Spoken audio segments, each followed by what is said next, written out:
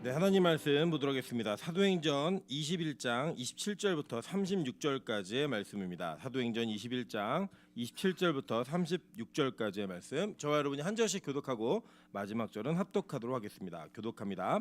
그 이래가 거의 참에 아시아로부터 온 유대인들이 성전에서 바울을 보고 모든 무리를 충동하여 그를 붙들고 외치되 이스라엘 사람들아 도우라. 이 사람은 각처에서 우리 백성과 율법과 이곳을 비방하여 모든 사람을 가르치는 그 자인데 또 헬라인을 데리고 성전에 들어가서 이 거룩한 곳을 더럽혔다 하니, 이는 그들이 전에 에베소 사람 드로비모가 바울과 함께 시내에 있음을 보고 바울이 그를 성전에 데리고 들어간 줄로 생각함이로라. 온 성이 소동하여 백성이 달려와 모여 바울을 잡아 성전 밖으로 끌고 나가니 문들이 곧 닫히더라. 그들이 그를 죽이려 할 때에 온 예루살렘이 요란하다는 소문이 군대의 천부장에게 들리매 그가 급히 군인들과 백부장들을 거느리고 달려 내려가니 그들이 천부장과 군인들을 보고 바울치기를 그치는지라. 이에 천부장이 가까이 가서 바울을 잡아 두 쇠사들로 결박하라 명하고 그가 누구이며 그가 무슨 일을 하였느냐 물으니 무리 가운데서 어떤 이는 이런 말로 어떤 이는 저런 말로 소리치거늘 천부장이 소동으로 말미암아 진상을 알 수 없어 그를 영내로 데려가라 명하니라. 바울이 층대에 이를 때 무리의 폭행으로 말미암아 군사들에게 들려가니 이는 백성의 무리가 그를 없이 하자고 외치며 따라가미로라. 아멘. 네, 우리 주변에 있는 분들에게 이렇게 한번 인사하도록 하겠습니다. 당신 때문에 시원한 수요일입니다. 네, 제가 들어보니까 서울은 굉장히 비가 많이 왔다 그러더라고요. 예, 광주는 그렇게 크게 비가 많이 안 와가지고 저희가 멀지 않은 것 같은데 가끔 이럴 때 제가 야 되게 멀구나 이거 느낍니다. 비가 오는 지역이 있고 안 오는 지역이 있고 그런데 저는 우리 교인들도 마음 가운데 어려운 일이 있고 좋은 일이 있고 여러 가지 마음으로 다 오신다고 생각을 해요. 그런데 이 교회에 모여서 예배하는 그 시간에는 모두가 다 행복한 그런 은혜가 있기를 주님의 이름으로 축원합니다. 네, 오늘은 사도행전 21장 27절부터 36절까지의 말씀을 가지고 율법주의가 사람 잡는다라는 제목으로 하나님 말씀 증거하도록 하겠습니다. 네, 오늘은 저희가 바울의 전도 여정과 그 전도 중간중간에 하나님께서 바울을 통해 이루고자 하시는 일들이 어떻게 이루어지고 있는가를 보게 됩니다. 오늘은 특별히 이 전도 여행을 마치고 예루살렘으로 돌아와서 그 예루살렘에서 바울이 자기의 사역과 자기의 모든 것들이 이제 오해가 되는 부분들이 있었던 것 같아요. 그래서 이것들을 소명하고 이것들을 절충하고 또 때로는 설득시켜야 하는 그런 내용들이 있었어요. 우리 지난 시간에 살펴본 게 뭐였냐면 좋은 음식은 좋은 그릇에 담아야 된다라는 제목으로 내용이 좋으면 그것이 좋은 그릇에 담겨져야지만 서로가 오해하지 않을 수 있고 그것을 통해서 은혜를 누릴 수 있다라는 이야기했습니다. 그래서 바울이 뭘 하냐면 그는 분명히 복음에 매여 있는 사람이었고 복음을 전하고 있는 사람이었지만 그 당시에 정해져 있는 율법의 그 질서를 무너뜨리지는 않았어요. 그리고 그 율법의 질서를 무너뜨리지 않고 나실인의 언약을 하고 그 언약을 만기된 것을 고백하는 내용을 율법의 결례대로 했죠. 민수기에 들어있는 그 결례대로 하는 것들을 보게 됩니다. 그러고 난 다음에 이 일의 시간이 마치자마자 바울에게 지금 무슨 일이 벌어졌는가 한번 보시면 되는 거예요. 자, 27절입니다. 그 이래가 거의 참에 아시아로부터 온 유대인들이 성전에서 바울을 보고 모든 무리를 충동하여 그를 붙잡고 외치되 이스라엘 사람들아 도우라. 이 사람은 각처에서 우리 백성과 율법과 이곳을 비방하여, 이곳은 성전이에요. 성전을 비방하여 모든 사람을 가르치는 그자인데 또 헬라인을 데리고 성전에 들어가서 이 거룩한 곳을 더럽혔다 하니라고 얘기합니다. 자, 이 내용은 이제 잘 보시면 이런 거예요. 지금 이렇게 사람들을 충동하면서 얘기한 사람이 누구예요? 에? 아시아에서부터 온 사람들이에요. 그러니까 아시아는 어디였어요? 아시아에 있는 도시들, 지금의 터키 지역이죠. 그러니까 그 성경에는 어디였죠? 바울이 전도했던 지역 중에? 에베소를 중심으로 한 소아시아 계시록에 나오는 7교회가 다 이 아시아에 있는 교회들입니다. 여기는 바울이 원래 애초부터 복음을 되게 전하고 했던 곳이에요. 이유가 무엇이냐면 그 당시에 그 지역에 디아스포라 유대인, 즉 유대인인데 해외에서 살고 있는 교포들이 많았어요. 그러니까 바울은 구약을 근거로 회당을 중심으로 복음을 전했기 때문에 이곳에 가면 복음을 좀 더 잘 전할 수 있을 거라고 생각했지만 하나님은 그의 복음의 그 영역이나 그 사역의 여정을 바로 소아시아로 돌리지 않고 저기 유럽으로 마게도니아 지역으로 돌려가지고 이렇게 밑에 지역인 그 에게 즉 그 그리스 쪽으로 돌려서 이렇게 에베소로 들어가게 하셨죠. 그러니까 이게 왜 들어가게 하셨냐면 저는 이렇게 생각해요. 하나님께서는 바울이 가지고 있었던 정체성이 이방인을 향한 복음을 전하는 사역자였어요. 그래서 이방인들을 접하면서 심지어는 회당이 없는 곳까지도 복음을 전하며 그 복음을 통해 이방인들이 어떻게 복음을 받아들이는지를 경험하고 체험을 하면 그에게 조금 더 예리하게 그리고 정확하게 다듬어지는 이방인을 향한 복음이 체계적으로 자리가 잡는 거예요. 그러고 난 다음에 그는 이 에베소 지역, 소아시아 지역을 통해서 그 율법을 알고 있는 자들과 복음을 알아야 되는 자들에게 복음을 전하는 그 방식을 선택했던 것 같아요. 그래서 이렇게 복음을 전하다 보니까 충돌이 생겼죠. 가는 곳곳마다 다 울면서 회개한 게 아니에요. 여러분 복음이 들어가면 절대로 100%다 복음 앞에 순종하지 않습니다. 왜냐하면 복음 앞에 순종하는 자들은 선택받은 사람들만 순종하기 때문이에요. 선택받지 못한 자들은 복음 앞에 순종할 수가 없습니다. 그러니까 반드시 복음이 들어가면 그 복음에는 분쟁이 생길 수밖에 없는 거예요. 그 분쟁이 이런 겁니다. 그러니까 우리 인생에서 오해받아도 괜찮은 영역이 있고요. 오해받으면 안 되는 영역이 있어요. 예를 들면 임철 목사의 프로필이 쭉 써져 있는데 그 프로필의 몸무게가 제가 예를 들어 95kg인데 85kg가 되든지 105kg가 되었다. 이렇게 쓰여지면 제가 그거에 목숨 걸 필요가 있을까 없을까요? 저 별로 큰 의미가 없어요. 그런데 만약에 프로필에 제 이름이 임철인데 전철이나 고철로 이렇게 표기가 되어 있다. 그 이거 싸워야 돼, 안 싸워야 돼요? 이거 끝까지 싸워야 되는 거죠. 그러니까 지금 보면은 이 아시아에 있었던 무리들이 복음을 들었는데 그 복음을 못 받아들이겠는 거예요. 그런데 이 복음을 못 받아들이는 사람들이 바울을 따라가지고 어디까지 쫓아오면 예루살렘까지 쫓아온 거예요. 여러분 그 바울의 전도여행 여정 지도 한참 보셨잖아요. 거리가 뭐 여기서 상계동료도 쫓아가는 그 정도의 거리가 아닙니다. 지금 여기 보면은 그 나라를 따지면 지금 여기에서 뭐 일본 저 끄트머리까지 가야 되는 그 정도의 거리를 중국 저 변방까지 가야 되는 이 정도의 거리를 갖고 있는데 거기까지 쫓아가는 거예요. 그러니까 여러분 이게 뭐냐면 복음이 전해졌을 때 자기가 부정당하는 게 있거든요. 그 부정당하고 있는 것을 조그만 영역이면 참을 수가 있다라는 거예요. 그런데 이들은 자신들 인생 전체를 걸어왔던 게 부정당하는 거예요. 이건 못 참겠는 거예요. 그래갖고 이들이 어디까지 쫓아가냐면 예루살렘까지 쫓아가서 바울을 만나자마자 이 인간이 성전도 부정했고 모세 율법도 비방했고 할례도 부정하는 아주 이 인간은 못된 이단이다. 이렇게 소문을 내가지고요 무리를 충동한 거예요. 그 충동해갖고 이 바울이 이 사태로 인해서 몰매를 두드려 맞는 이런 일이 벌어집니다. 여러분 이런 상황들을 잘 보시면 악한 마귀는 복음을 방해하는 일에 절대로 쉽게 포기하지 않는다라는 거예요. 여러분 잘 보시면 우리가 이 땅을 살아가면서 우리가 구원받은 백성인지 아닌지 사실은 냉정히 말씀드리면 아무도 몰라요. 언제 알아요? 죽어봐야 아는 거예요. 사실은 천국이 있느냐 없느냐 이것도 죽어봐야 아는 거고요. 우리가 구원받은 자인가 구원받지 못한 자인가도 어떻게 해봐야 알아요?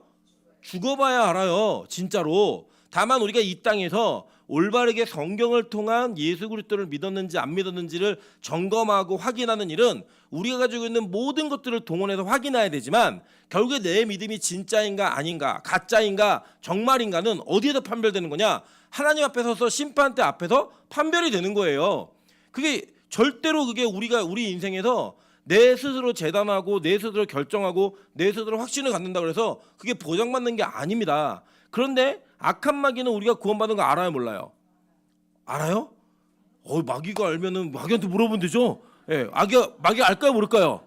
몰라요. 하나님만 아시는 영역이에요. 마귀도 몰라요. 그러니까 마귀가 이 모세의 시체 갖고도 싸우는 이유가 뭐냐면 어떻게든 끝까지 정죄하는 거예요. 이 인간은 죄가 있기 때문에 절대로 천국 가면 안 되는 인간입니다. 이거에 대한 정죄를 계속하는 거라고 우리 인생에. 악한 마귀는 끈질겨요. 여러분 베드로전서 5장 8절 보시면요. 근신하라 깨어라 너희 대적 마귀가 우는 사자같이 두루다니며 삼킬 자를 찾나니 라고 얘기할 때 이 찾는다라는 단어가 현재 진행이에요. 이게 헬라어는 현재 분사고 영어로 옮기면 현재 진행형이에요. 그러니까 뭐예요? 지금도 찾고 있는 거예요. 예. 여러분 우리가 이제 그 영성이라고 하는 그게 처음에 한국교회 출발할 때 교회마다 영적 싸움이라는 단어를 그냥 타이틀로 달고 살았습니다. 실제로는. 그래서 예전에 우리 한국교회 초대교회 목사님들 설교를 보면요, 영적인 싸움이라는 것이 실제 싸움이었어요. 왜냐, 그때는 이 조선의 유교 문화와 불교, 뭐 잡신들 이런 것들을 섬기는 샤머니즘이 이 땅에 너무나 견고히 뿌리 내렸기 때문에 예수를 믿고 산다라고 하는 건 실제 그 전투였다고요. 그런데 지금 이 시대는 종교의 자유라는 미명하에 예수를 믿고 교회를 다니는 것 자체가 불법이나 위법적인 일들이 아니에요. 가족 간에 조금은 불화가 있을 수 있겠지만 뭐 그렇게 뭐 예수 믿는다고 잡아가고 막 이런 시대는 아닙니다. 그러다 보니까 이런 영적 싸움의 강도나 영적 싸움의 영역이 많이 없어져 버렸어요. 근데 잘 생각해 보세요. 귀신은 없어졌어요, 안 없어졌어요? 안 없어졌다고요. 그러면 귀신이 계속 있겠어요, 없겠어요? 있어요. 여러분, 마귀는 실존합니다. 성경에 마귀가 있었다라고 얘기하면 지금도 있는 거예요, 없는 거예요?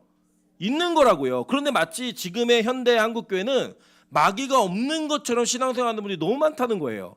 여러분, 이 마귀는요, 지금도 두루 다니며 삼킬 자를 어떻게 한대요? 찾아다니고 있다는 거예요. 여러분, 그래서 마귀는 끈질깁니다. 마귀는 우리를 포기하지 않아요. 주님도 우리를 포기하지 않지만 마귀도 우리를 포기 안 한다고요. 그래서 이 영적 싸움은 항상 우리 안에 있고요. 교회 안에, 개인에게, 가정 속에 반드시 일어나는 일이에요. 물론 저는 성락교회 김기동 씨처럼 뭐 개치 막 이렇게 재채기라도 사탄아 물러가라 이런 식의 귀신의 영역을 이야기하는 건 절대 반대입니다. 그런 건 아니에요. 하나님이 우리의 인간의 인생을 만들어 가심에 있어서 우리가 예수 믿는다고 무조건 건강하고 예수 믿는다고 무조건 잘 되고 좋은 일만 있는 게 아니에요. 우리 인생에는 하나님께서 우리를 만들어 가시기 위한 방법으로서 도구로 사용하시는 고난도 있고요. 문제도 있고 병도 있을 수 있어요. 때로는 그것을 넘어서서 보이는 믿음을 통해 그 믿음이 진짜임을 확인하고 누군가에게 믿음을 전할 수 있는 사명도 우리에게 주어진 사명입니다. 그러나 우리에게는 분명히 영적 싸움이 있어요. 그래서 예배드리기 쉽지 않게 하는 마귀가 있다 없다? 있다. 예. 형제를 미워하게 만드는 마귀가 있다 없다? 있다고요. 물론 마귀가 때때로 억울한 면도 있지만 우리 안에는 분명히 그 마귀의 공격과 유혹으로 인해 우리 삶 속에 넘어지고 우리 삶 속에 분명히 무너지는 부분들이 있어요.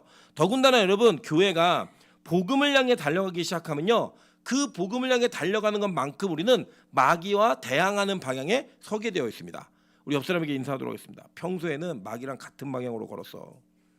예. 우리 평소에는 마귀랑 같은 방향으로 거니까요, 마귀랑 싸울 일이 없는 거예요.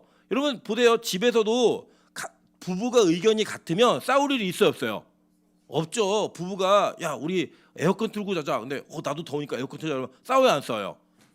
안 싸우죠. 왜 싸워요?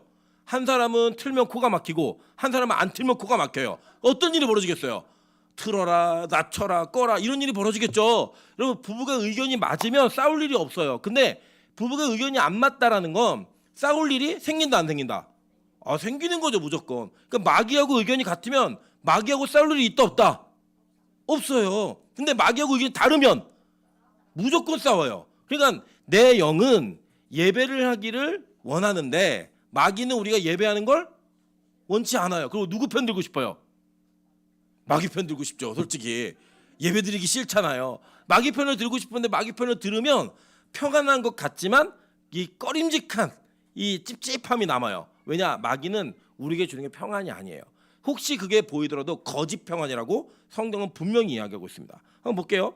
사탄이 어느 정도로 우리를 찾아다니냐. 욥기 1장 6절과 7절입니다. 하루는 하나님의 아들들이 와서 여호와 앞에 섰고 사탄도 그들 가운데 온지라. 여호와께서 사탄에게 이르시되 내가 어디서 왔느냐. 사탄이 여호와께 대답하여 이르되 땅을 두루돌아 여기저기 다녀왔나이다 라고 얘기해요. 그러니까 마귀도요, 우리 두루두루 찾아다니는 거예요. 뭐 하나 다 안다 모른다? 다 알아요. 여러분, 제가 일전에 말씀드린 적이 있는데 이거 진짜 있었던 일이니까, 예전에 기도원에 어떤 영적으로 좀 시달리고 있는 이 악한 영에 시달리고 있는 청년이 교회 이게 온 거예요. 왔는데 이 청년이 귀신이 들린 거 어떻게 알았냐면 이 청년이 아버지를 그 귀신 역사하면서 아버지를 때려요. 폭력으로 진짜 때리는데 이 아버지의 아버지, 그러니까 즉 이 청년의 할아버지는 얘가 태어나기도 전에 돌아가셨어요. 그런데 이 아들이 귀신 역사가 나타나서 아버지를 때리면 할아버지처럼 때리는 거예요. 그러니까 우리 왜 엄마들이 때리는 방식이 있잖아요. 회초리로 때리는 엄마가 있고 파리채로 때리는 엄마가 있고 다 이게 방법이 있잖아요. 그러니까 그러니까 그 할아버지를 본 적이 없는데 할아버지랑 똑같이 때리는 거예요. 그러니까 이 아버지의 공포가 어떻겠어요? 아니 얘는 할아버지를 본 적이 없는데 할아버지처럼 자기를 혼내는 거예요. 목소리도 비슷하고. 이런 겁이 나요, 안 나요? 엄청나죠. 이런 마귀는 역사, 시간 이런 것들, 문화 뭐 이런 것들 다 통틀어서 두루 돌아다니며 마귀가 우리의 인생에 어떤 자들을 걸려 넘어질게 할까 찾아요. 그리고 우리가 죄 지은 거, 잘못한 거 다 찾습니다. 그리고 귀신 역사가 있는 사람들은요, 우리가 살면서 잘못했던 문제를 자꾸 드러내요. 실제로 제가 말씀드렸잖아요. 11조 안 하는 사람, 뭐 혼전선교 이런 사람 다 찾아내요, 진짜. 제 신천지야 다 찾아내요. 이유가 뭐냐? 마귀는 그런 걸 통해 우리를 정죄하고 우리 마음을 무너뜨리고 복음을 향해 나아가지 못하게 만드는 그런 일들을 하는 게 주 업무예요. 우리를 무너뜨려야만 되니까. 자신이 정죄받은 존재이기 때문에 너도 정죄받아야 된다라고 하는 게 마귀 역사라고요. 그래서 실제로 이 악한 마귀가 작동하기 시작하면 우리 안에 남들을 정죄와 비판의 눈으로만 바라보게 되어 있어요. 여러분, 그래서 이거를 또 오용하는 분들이 막 은혜 그러면 무조건 비판도 안 해야 되고 잘못한 거 지적도 안 해야 된다 이렇게 생각하시면 절대 그렇지 않습니다. 성경은 우리가 비판하지 말라라고 얘기하는 건 뭐냐?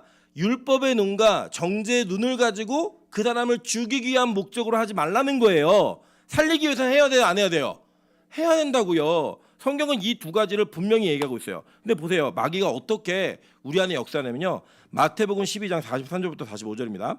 더러운 귀신이 사람에게서 나갔을 때 물이 없는 곳으로 다니며 쉬기를 구하되 쉴 곳을 얻지 못하고 이에 이르러 내가 나온 내 집으로 돌아가리라 하고 와보니 그 집이 비고 청소되고 수리되었거늘 이에 가서 저보다 더 악한 7 귀신을 데리고 들어가서 거하니 그 사람이 나중 형편이 전보다 더욱 심하게 되느니라. 이 악한 세대가 또한 이렇게 되리라 라고 얘기했어요. 자, 우리 옆 사람에게 이렇게 한번 인사하겠습니다. 돌아갈 길이 없습니다. 네, 만약에 여러분 우리가 이럴 것 같아요. 이제 우리가 예를 들어 우리 교회가 맡겨진 우리 교회 사명이 있잖아요. 그러니까 오해하지 말고 잘 설명을 들으세요. 우리 교회 맡겨진 사명이 매일 예배예요. 근데 매일 예배를 안 드리면 좋겠다 안 좋겠다? 그래서 좋겠다. 좋은 마음이 있어요. 근데 안 드리면 어떤 일이 뭐냐면 우리가 매일 영적 싸움을 하다가 영적 싸움을 멈추잖아요. 그럼 멈추면 우리 몸은 편해요. 몸은 편하고 당분간은 괜찮은 것 같은데 마귀가 두루 돌아다니다가 아이고 이 집 청소됐으니까 이 집 내 집으로 삼아야겠네. 그리고 몇 명 데리고 들어온다? 7명 데리고 들어와요. 여러분 이게 무슨 현상이면 이런 거예요. 기도해봤는데 안 돼. 예배해봤는데 안 돼. 뭐 은혜 받아봤는데 야 그 잠깐이야. 그래서 더 악해져요. 차라리 아예 생짜들, 아예 복음도 모르고 예배도 모르는 사람한테 예배 드리자, 예배 드려야 돼. 그러면 드려야 되나? 이러고 드리는 사람들이 있어요. 근데 예배를 드리다가 은혜 받았는데 그걸 중간에 멈추는 분들 있죠. 진짜 다시 돌아오기 힘들어요. 왜냐면 해봤다는 거예요. 자기 철야도 해봤고 금식도 해봤고 다 해봤는데 안 된다는 거예요. 그래서 무슨 마귀가 제일 무섭냐면 원래 하다가 중단한 마귀가 제일 무서워요. 진짜예요. 예, 그냥 이게 특세를 시작했는데 하다가 중단하면 된다 안 된다? 안 돼요. 이거 끝까지 해야 돼요. 왜냐면 해보니까 은혜도 안 되고 아유 피곤하게 하고 안 돼. 이렇게 마음에 딱 결정했잖아요. 다음에 특세는 있다 없다? 없어요. 이 사람은 앞으로 하나님 앞에 자기 인생을 헌신하며 드릴 만한 준비를 할 수 있는 여력이 아예 없어진다는 거예요. 그래서 여러분 신앙에는 전진만 있어야만 해요. 그래야지만 그 다음이 하나님의 은혜를 누리며 달려갈 수 있는 통로가 되어지고 그 통로 속의 영적인 기쁨을 누릴 수 있다는 거예요. 그래서 에베소서 6장 10절부터 13절에 이렇게 얘기합니다. 끝으로 너희가 주 안에서와 그 힘의 능력으로 강건하여지고 마귀의 관계를 능히 대적하기 위하여 하나님의 전신갑주를 입으라. 우리의 씨름은 혈과 육을 상대하는 것이 아니요 통치자들과 권세들과 이 어둠의 세상 주관자들과 하늘에 있는 악한 영들을 상대함이라. 그러므로 하나님의 전신갑주를 취하라. 이는 악한 날에 너희가 능히 대적하고 모든 일을 행한 후에 서기 위함이라 라고 얘기했어요. 즉 우리의 싸움이, 우리의 예배가, 우리의 모든 한 걸음 한 걸음의 걸음 속에 부딪히고 충돌하는 일들은 세상의 싸움이라는 거예요? 아니에요. 영적 싸움이라는 거예요.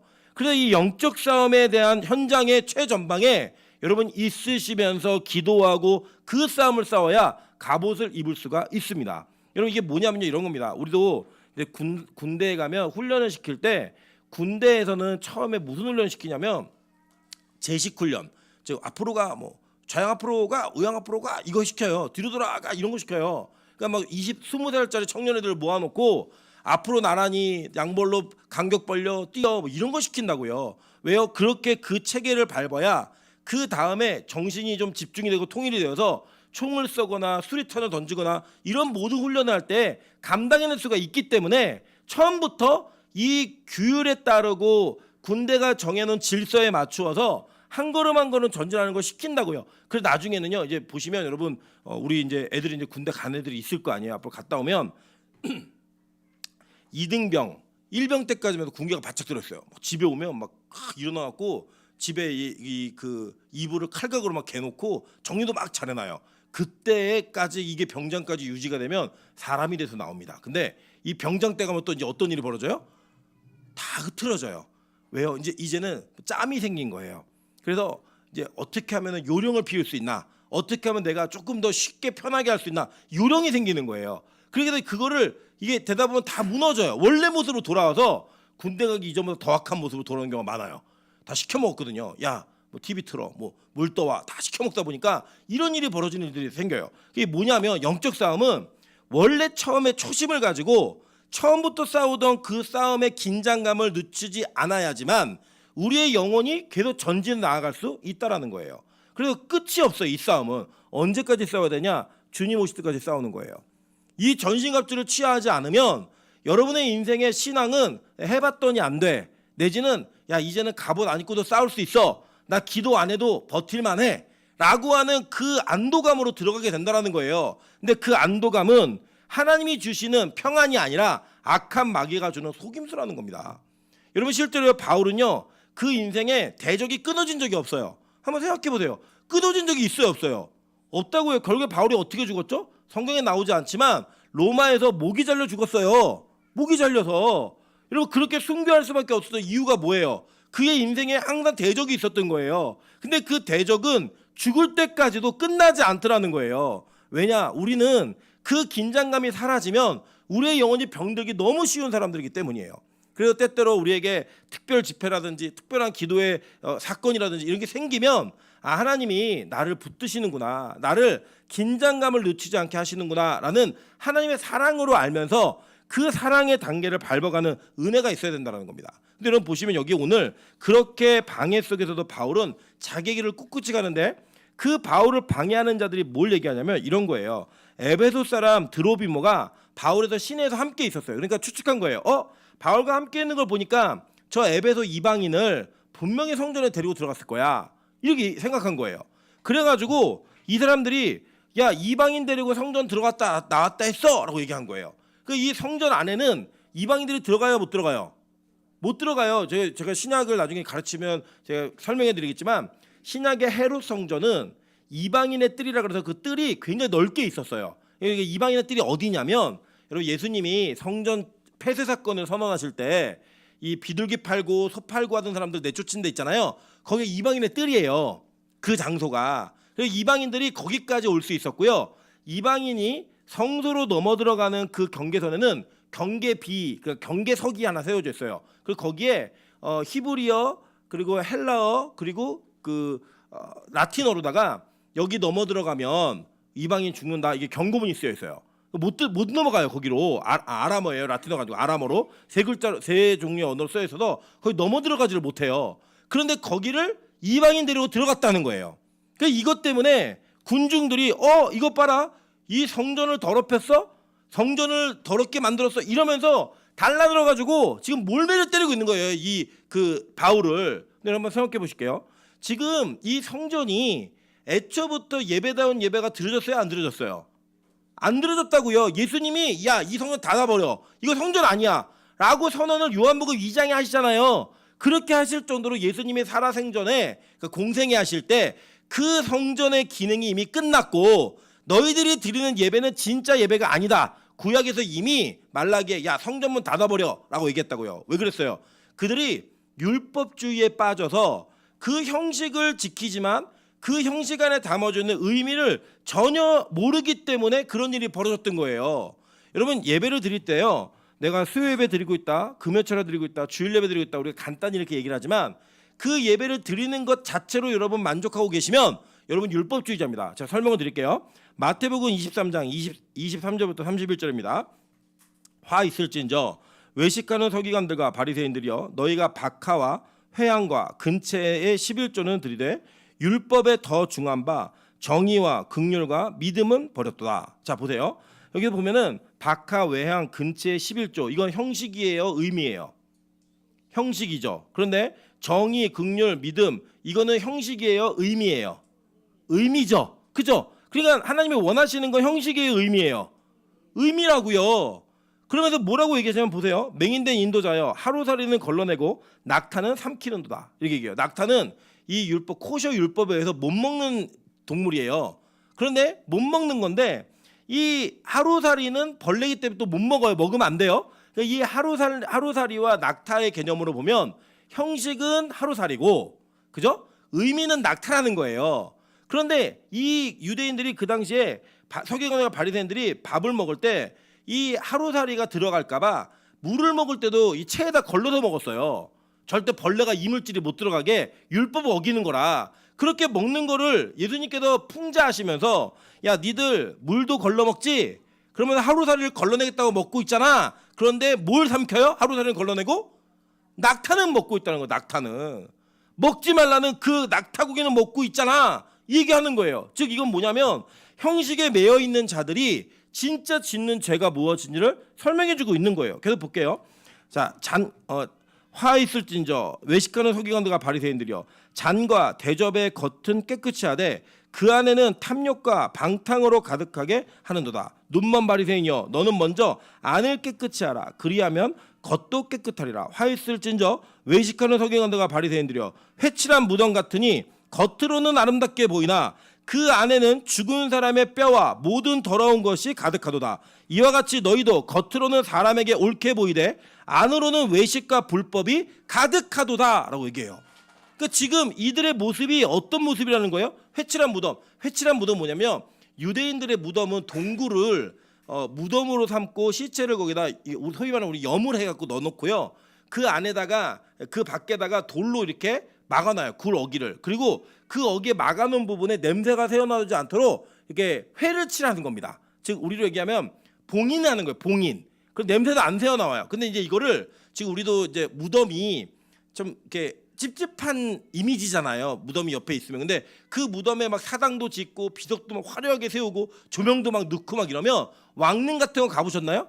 가보시면요 무덤이 화려해 보여서 그렇게 거부감이 들지가 않아요. 일반 공동묘지는 되게 거부감이 드는데 왕릉은 크게 해놓고 비석도 세워놓고 막 이제 현대에는 조명도 넣고 막 이러니까 그게 문화유산으로 보이지 이게 더러운 걸 그러니까 무서움의 개념과 안 좋은 이미지로 느껴지지가 않는다고요. 그런데 막상 땅 파서 뚜껑 열면 뭐 나와요? 해골 나오잖아요. 해골. 그 열어놓으면 여러분 투명으로 해놓으면 그 왕릉이나 일반 무덤이나 똑같아요, 안 똑같아요?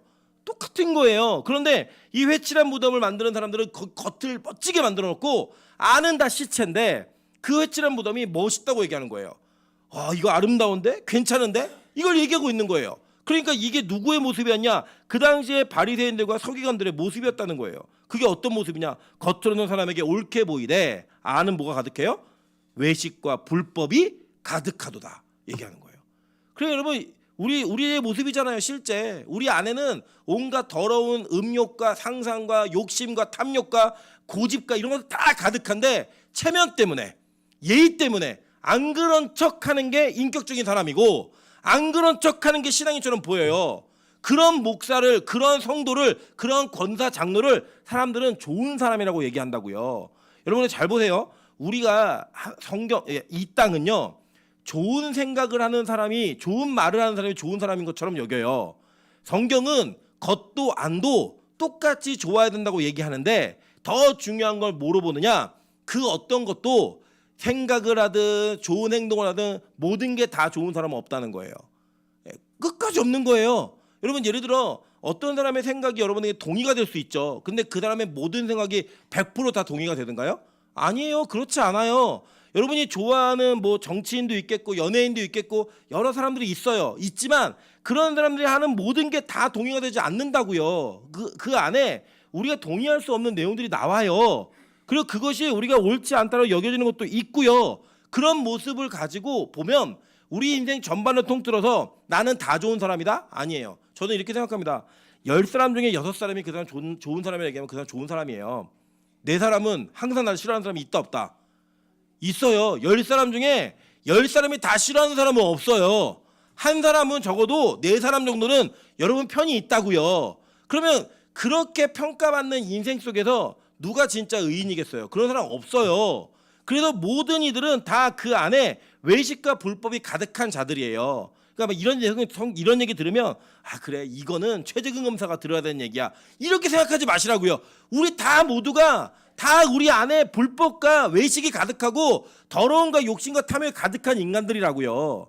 그게 그냥 성경에서 폭로가 되는 거예요. 그래 어느 정도 얘기했냐면 이 사람들이 이렇게 얘기하는 거예요. 화했을진저 외식하는 서기관들과 바리새인들이여 너희는 선지자들의 무덤을 만들고 의인들의 비석을 꾸미며 이르되 만일 우리가 조상 때에 있었더라면 우리는 그들이 선지자의 피를 흘리는 데는 참여하지 아니하였으리라니 그러면 너희가 선지자를 죽인 자의 자손임을 스스로 증명함이로다라고 얘기하는 거예요. 무슨 얘기냐면 아유 내가 그 자리에 있었으면 난 안 그랬어. 우리 조상들은 선지자 의인들 죽이고 막 그런데 아유 내가 그 시대에 있었어요. 내가 그때 있었으면 선지자 보호했지. 이 얘기를 하는 거예요. 그래서 그래 맞아. 니들 스스로 그 죽인 자들의 자손임을 증명하는 거야. 그게 뭐예요? 똑같은 인간이야. 니들도 그 피를 그대로 타고 태어난 거야. 이 얘기하는 거예요. 여러분 그래서 제가 보면요. 가끔 제가 이제 그 찬이나 찬수한테 화를 낼 때가 있거든요. 화를 내면 그 화를 내면서 보면 그 모습이 누구에게 있어요? 저에게 그대로 있어요. 그리고 그 부모님하고의 충돌이 있을 수가 있거든요. 때때로는. 그 충돌하는 모습 속에 부모님의 싫은 모습이 있잖아요. 근데 그 모습이 누구에게 있어요? 결국 나에게 있어요. 그래서 싸우는 거예요. 그래서 저는 아버지하고는 잘 안 싸워요. 왜냐면 아예 다르기 때문에 싸울 문제를 만들지 않아요. 근데 어머니하고는 엄청 싸워요. 싸우는 이유가 그냥 비슷해요. 성향이. 그러니까 싸울 수밖에 없는 거예요. 부딪히는 거예요. 왜냐? 내 안에 있는 고집이 누구에게도 있겠어요? 어머니에게도 어머니 70년 묵은 고집. 그죠? 저는 45년 된 고집. 누가 이기겠어요? 70년이 이기죠. 그런 고집들이 부딪히고 싸우는 거예요. 그러니까 우리는 다 그런 피를 타고 태어난 인간들이라고요. 누구 욕할 게 없어요. 누구를 비난할 게 없어요. 다 똑같은 사람들이니까. 근데 우리는 그것들을 감추고 가리우면서 내가 얼마나 정당한지를 얘기해주고 그런 형식을 잘 지키는 것을 통해 그 안에 있는 내면을 감추는 거를 너무 익숙히 행하고 있다는 거예요. 이게 왜 그러냐면요.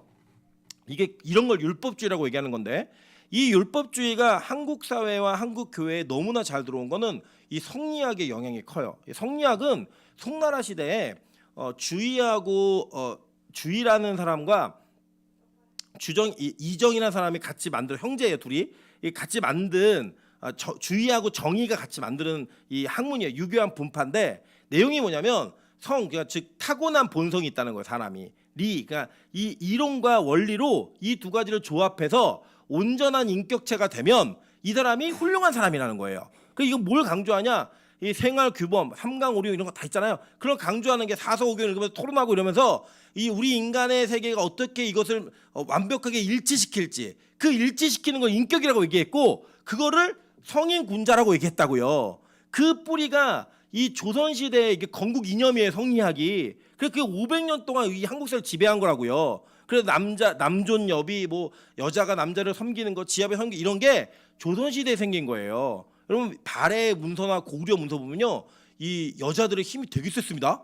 여자들이 그래갖고 막 남편을 때리기도 하고 쫓아내기도 하고 막 이랬다고요. 그게 우리 고대 사회가 다 여성이 이렇게 피해봤던 게 아니에요. 언제나 조선시대가 제일 심했어요. 그러면서 그 조선시대의 흐름이 어떻게 왔냐면 성경을 가르치고 듣는 것도 중요하지만 그것이 우리 삶에서 어떻게 일치가 되는가 이것도 너무나 중요한 문제라는 거예요. 이게 안 되면 이거 소용없다는 거예요. 근데 한번 생각해 보세요. 성경이 우리에게 가르치는 복음은 여러분의 태도를 고치는 거예요?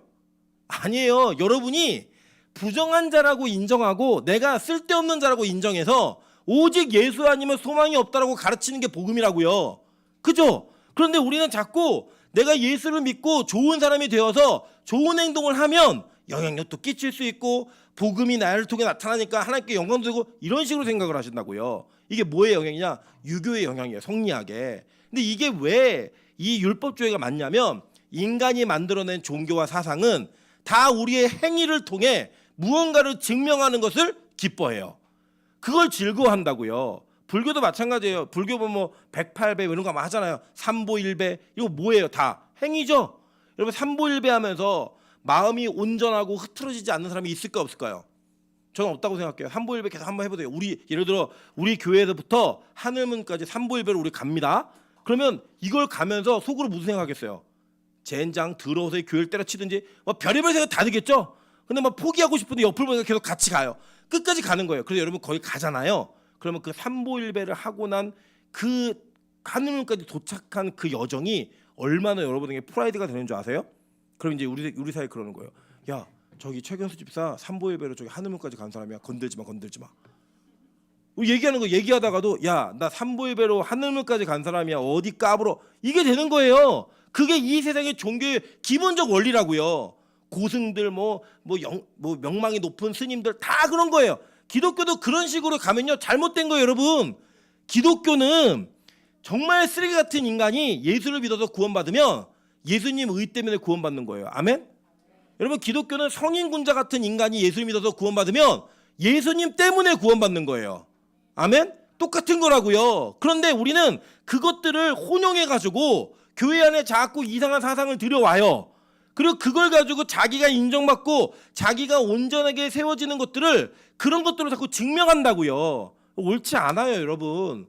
여러분 그래도 교회에 뭐 이런 문화 있잖아요. 뭐 내가 뭐 헌물했다, 뭘 했다. 이거 소문 내고 싶다, 안 내고 싶다.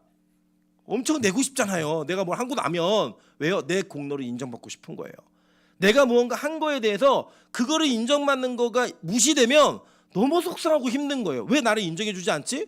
내 돈을 들여서 내 시간을 들여서 내 수고를 들여서 저걸 이루어놨는데 왜 그걸 인정 안 해주지? 이런 마음이 든다고요. 그게 교회를 자극하는 게 뭐예요? 헌물할 때마다 이름 붙여주고 뭐 돌판에다가 새겨갖고 기념비 박아주고 이런 거 하면요 여러분 다 합니다. 여러분 예를 들어 우리 교회 헌금을 좀 거들려 그러면요 여러분 낸 것만큼 글자 크기를 다르게 해주면 돼요. 예, 주보에다 낼 때 최혜영이 100만 원 헌금했으면 글자 포인트 15포인트로 다 해주는 거예요. 최혜영 10만 원 냈으면 글자 포인트 5 이렇게 봐야지 돋보기로 봐야지만 보게 최혜영 써주는 거예요. 이런 걸 하잖아요. 그럼 헌금 할까 안 할까요? 해요. 불교는요 헌금을 많이 낸 것만큼 연등 크기가 달라요. 진짜 그래요. 연등 크기가 달라요. 돈을 많이 시주로 하면 연등이 큰 거를 해줘요. 그러면 그 큰 연등을 보면서 다 부러워하는 거예요. 저 큰 연등에 이름이 새겨지네. 박명희. 우와 저 사람은 어떤 사람이길래 저 큰 연등을 했을까? 이게 우리 안에 있다 없다? 있다고요. 이거 자극하면요 교회 부흥해요. 이거 자극하면 교회는 풍성해진다고요. 그런데 이 율법주의는 복음하고는 전혀 다른 방향이에요. 망하는 거예요. 여러분 제가 어떻게 율법주의로 목회를 했나 알려드릴게요. 제가 사람을 늘리는 방법을 안다 그랬잖아요. 제가 청년들을 쫙 모아놓고요. 청년들을 교육을 시켜요. 교육을 시킨 다음에 청년들 중에 열심히 하는 몇몇 아이들을 뽑아서 너는 오늘부터 간사야, 너는 리더야 지정을 해줘요. 그리고 이 간사와 리더를 칭찬해주고 혼내는 것을 통해 그 사람에게 이 공동체 안에 특별한 권위를 부여해요. 그리고 이들이 잘하면 잘하는 것만큼 계속 박수 쳐주고 못하면 못하는 것만큼 질책을 하잖아요. 그럼 이제 이들 사이에 뭐가 생기냐? 그렇게 열심히 하는 게 뭔지에 대한 기준이 생겨요. 주일날 아침 6시부터 와서 세신자들에게 전화 돌리고 들어오는 세신자 잘 케어하고 잘 잡아서 20명 맡겨놨더니 80명 됐다. 얘는 정말 필요한 일꾼 막 박수 쳐주고 공식적 칭찬하고 공개적으로 이 사람이 누릴 수 있는 특권들을 계속 줘요. 어떤 일이 벌어지냐면요. 이 안에서 미묘한 경쟁이 벌어집니다. 그 경쟁 속에서 그 행위를 하고 무언가 열심히 하는 것이 이 교회를 올바르게 세우고 복음을 잘 전하는 거라는 착각에 빠지게 만들어요. 그럼 교회는 부흥해요. 그런데 성도들 사이가 어떻게 되는 줄 아세요? 세신자가 왔는데 누가 먼저 인사했는데 왜 데려가? 싸워요. 여러분 이걸 가지고 이 근처에 부흥한 교회가 있어요. 제가 그 교회를 알아요. 그 교회는 유치부가 1, 2, 3, 4부가 있는데 1부 유치부가 3부 유치부를 전도해요. 데려오면 그 인원이 글로 인원이 카운팅이 돼요. 여러분 저기 먼데 있는 모 교회는 교육자에게 성도를 100명 맡겼는데 200만 원면 연봉이 2배로 늘어요. 그러면 열심히 할까 안 할까요? 하죠. 인센티브인데 내가 한 만큼 돌아오는데 그게 뭐예요? 율법주의라고요. 그게 우리의 노력과 성과를 인정해 주는 거. 세상은 그렇게 경영을 해요. 교회는 그렇게 경영할 수 없어요. 교회 공동체는 경영 공동체가 아니에요. 여기는 복음의 은혜의 공동체라고요. 그래서 우리가 비효율적인 일들을 해요. 왜 우리가 헌금한 돈을 가지고 다른 교회를 도와요? 왜 우리가 헌금한 돈과 사람의 인력을 다른 곳에 쏟아요? 할 일이 없죠. 왜 우리가 어려운 분들이 오시면 그분들에게 우리의 먹을 걸 나눠주고 우리의 재정을 쪼개요? 하면 안 돼요. 논리적으로 따지면, 경영의 논리로 따지면 그거 안 된다고요. 그런데 교회는 그렇게 가는 공동체가 아니에요. 우리가 은혜로 구원받았으니 우리도 그 은혜를 흘려보내는 공동체라고요. 여러분, 특세를 완주한다 해서 절대 여러분 마음 가운데 의를 세우시면 안 돼요. 그럼 율법주의가 된다고요. 나는 원래 이거 못하는 자인데 하나님이 은혜를 주셔서 내가 하는 거 봐, 너도 할 수 있고 우리 모두가 다 그 은혜 가운데 있는 거야. 이게 맞는 거지. 나는 했는데 넌 못해? 이런 쓰레기. 이렇게 말하고 접근하면 이건 율법주의가 된다고요. 이런 매일 예배가 드리는 게 별로 없어요. 그런데 여러분, 그냥 제가 정확히 말씀드릴게요. 군대에 가면요, 줄을 잘 서야 돼요. 그냥 어느 날, 야, 이쪽 줄 너네는 화장실 앞에, 그러면 걔네는 제대할 때까지 화장실 청소해요. 그냥 그 줄을 잘 서야 되는데 우리는 줄을 잘 못 섰어요. 그래서 매일 예배 걸려든 거예요. 그래서 너네 그냥 매일 예배 드려. 그리고 우리 매일 예배 드리는 거예요. 그냥 여러분이 특별하고 다른 이들보다 우월해서가 아니에요. 이걸 다 완주하고 주님 앞에 섰다고 한들 하나님이, 야, 너희는 일주일에 한 번 드리는 것보다 매일 예배 드렸으니까 복을 더 많이 줄게, 이런 거 아니라고요. 그냥 너희 구원받았잖아. 그 구원받았는데 나는 매일 영광받는 교회가 필요해. 그래서 너희들 택했어. 그냥 드려. 그리고 은혜로 드리는 거예요. 여러분, 어떤 이들은 그냥 일주일에 한 번만 예배드려 구원받는 사람이 있을까요, 없을까요? 있어요. 그럴 수 있어요. 그러나 우리가 그걸 가지고 하나님, 왜 나는 이렇게 줄을 잘못 서갖고 이런 고생하나요? 이게 아니고, 하나님, 내가 살았다면, 영원한 생명이 나에게 부여된다면 이것도 감사해요. 가는 거예요. 물론 저는 이렇게 매일 예배의 부르심을, 특별한 부르심이 있으면 우리의 소명과 우리의 은혜가 더 확정적이라고 생각해요. 한 번 예배 드리는 사람들보다. 왜냐, 우리는 영적 싸움을 매일 하잖아요. 그러니까 적어도 내 자신이 얼마나 추악하고 더러운 죄인인지를 고백할 수 있는 기회가 남들보다 많다고요. 그래서 그 복음의 틀을 벗어나도 돌아올 수 있는 길이 더 많아요. 그런 유익은 분명히 있어요. 그러나 여러분이 이렇게 매일 예배를 드리고 특세를 하는 것 자체가 여러분의 의가 돼서 안 된다고요. 여러분, 이 사람들이요, 자기들이 가지고 있는 그 틀을 가지고 사람을 죽여요. 야, 성전에 이방인으로 데려 들어왔어? 야, 이방인 들어올 수 있어요. 들어올 수 있다고요. 이미 성경의 구약에 특별하게 하나님이 택해서 들어온 사람들이 있었어요, 없었어요?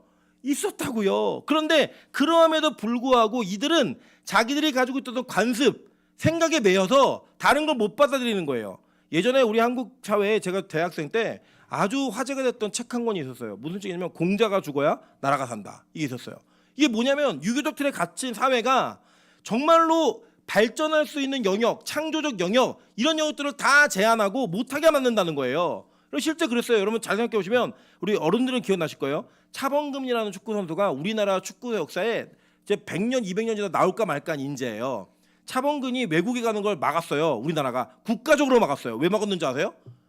우리나라의 그 힘을 외국에 유출시키면 안 된다예요. 안 돼, 진짜 그걸로 막았어요. 못 가게 했다고요. 그래갖고 막 다시 잡아들이고 군대가 강제로 보내가지고 못 나가게 했어요. 그리고 그게 옛날에 개념이었다고요. 우리 좋은 선수가 있으면 내보내면 안 돼. 지금 그런 사람이 있어요, 없어요?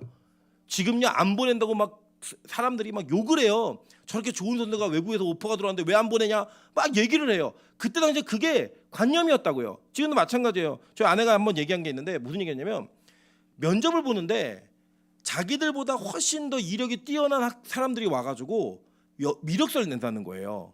근데 그 50대, 60대, 70대는 그때 당시에는 별로 공부를 안 했어도 그 위치에 갈 수 있는 사람들인 거예요.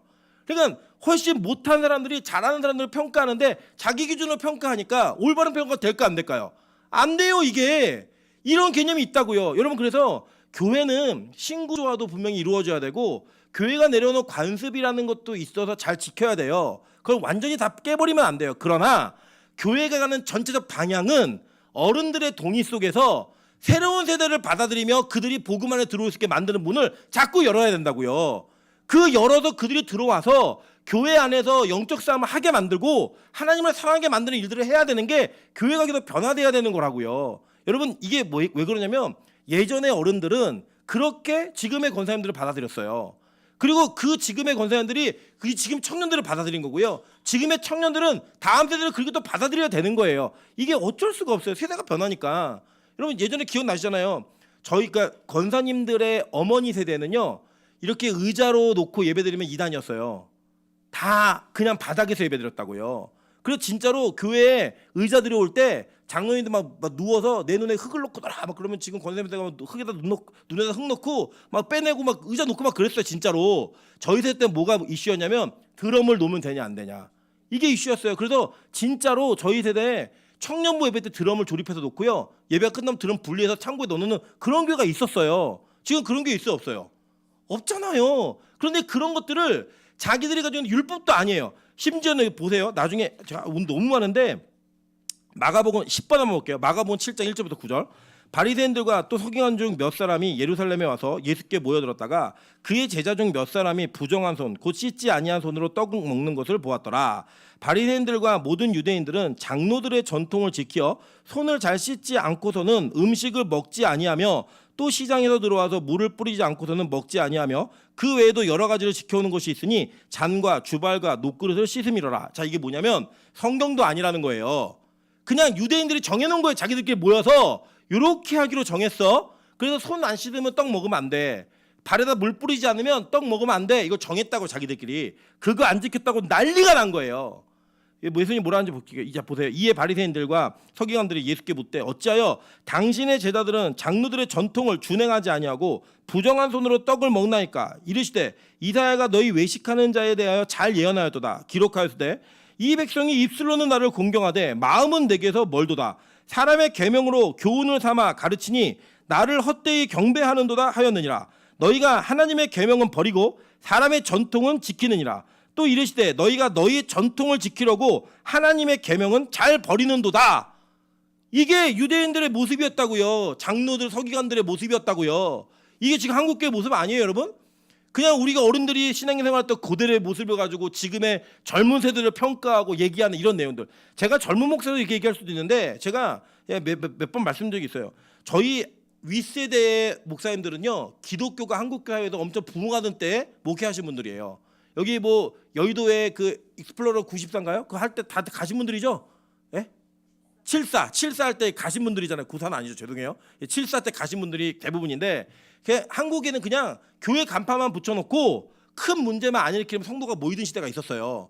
길거리 전도하면 전도지 다 맞고 그 전도지를 통해서 교회를 찾아오던 사람들이 있었던 시대가 있었다고요. 그 시대에 목회했던 목사님들이 지금 젊은 세대를 보면 목회를 게을리하는 것 같은 거예요. 얼마나 열심히 하냐면 부흥이 안 되니 얼마나 열심히 하냐면 주일학교 100명도 못 모아 이렇게 얘기하시는데요. 제가 한번 물은 적 있어요. 목사님 요새 저기 초등학교 한 반에 몇 명인 줄 아세요? 그랬더니 한 50명 되나? 이렇게 얘기하셨어요. 왜냐? 그분 때는 70명이었으니까 80명이었으니까. 그래서 지금 몇 명인 줄 아세요? 권사님들? 18명이에요. 18명 한 반에. 몇 반까지 있는 줄 아세요? 저희 때 15반이 있었어요. 60명씩 15반. 휘문고등학교에. 지금 여러분 초등학교 한 반에 15명씩 몇 반이 있는 줄 아세요? 많아야 5반, 3반, 2반 이래요.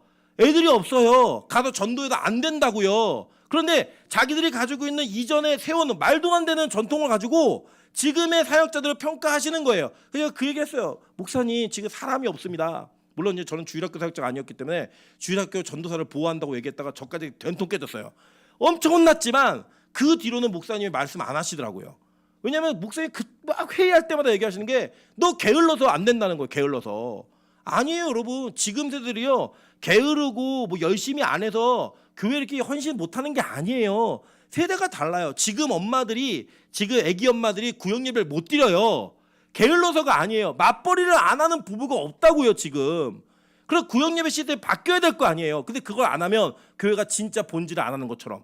아니에요. 성경은 우리에게 율법이라고 하는 그 틀은 이 정신을 잘 담아내기 위해 주신 것이지 그 율법의 조문 자체가 중요한 게 아니라고요. 그 율법을 지킴으로써 의미가 무엇인지를 잘 알게 만든 거예요. 근데 이 유대인들은 이렇게 생각한 거예요.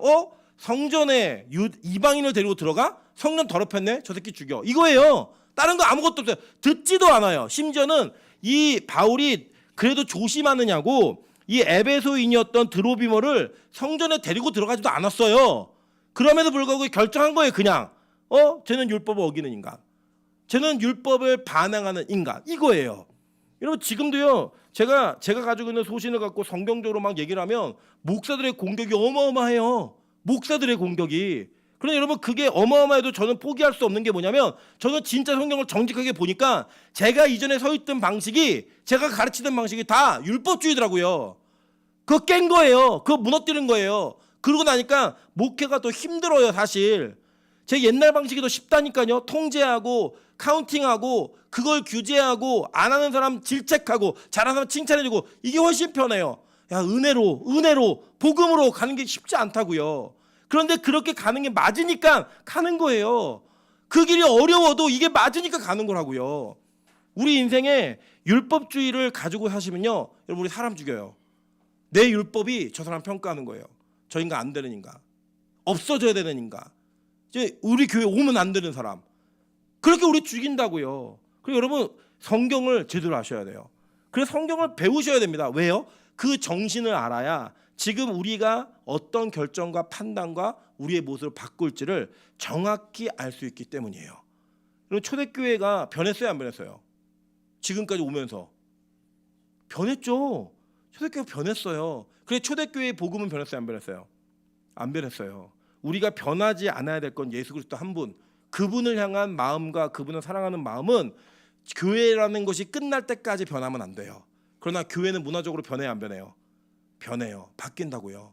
그 바뀌는 그 바뀜 속에 진짜 담아낼 것이 무엇인가를 알아야 되는 겁니다. 하나님께서는 이제 이방인에게 복음의 문을 여셨어요. 그래서 이방인들이 교회 안으로 복음 안으로 들어올 수 있게 통로를 열어놓으셨다고요. 오히려 그 열어놓은 통로의 장애는 예수였어요. 예수로만 구원받는 게 어려운 문제였다고요. 어떻게 예수로만 구원받지? 나는 열심히 뭘 해야 구원받을 것 같은데?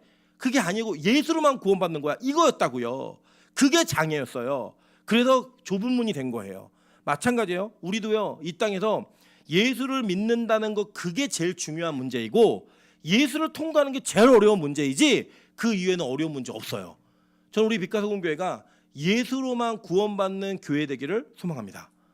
예수로만 구원받는 것을 주장하는 교회 되기를 소망합니다. 결국에 우리는 절대 우리의 힘으로 구원 못 받아요. 로마서 3장 20절과 22절 제가 보고 마무리하도록 하겠습니다. 그러므로 율법의 행위로 그의 앞에 의롭다 하심을 얻을 육체가 없나니 율법으로는 죄를 깨달음이니라. 이제는 율법 외에 하나님의 한 의가 나타났으니 율법과 선지자들에게 증거를 받은 것이라. 곧 예수 그리스도를 믿음으로 말미암아 모든 믿는 자에게 미치는 하나님의 의니 차별이 없느니라. 아멘. 여러분 정말 쓰레기 같은 교도소에 갇혀 있는 사형수가 예수 믿고 구원받는 것과 우리가 예수 믿고 구원받는 건 똑같은 구원이에요. 왜요? 우리 모두 다 예수의 의로만 구원받는 존재들이니까. 이 땅에서 여러분의 의를 세우려고 하지 마세요. 이 땅에서 여러분의 율법을 세우려고 하지 마세요. 그럼 반드시 망합니다. 오로지 예수 그리스도만 구원받는 은혜, 그 은혜를 버리지 않는 빛가소공교 되기를 주님의 이름으로 축원합니다. 같이 한번 우리 찬양으로 기도하도록 하겠습니다. 다시 복음 앞에.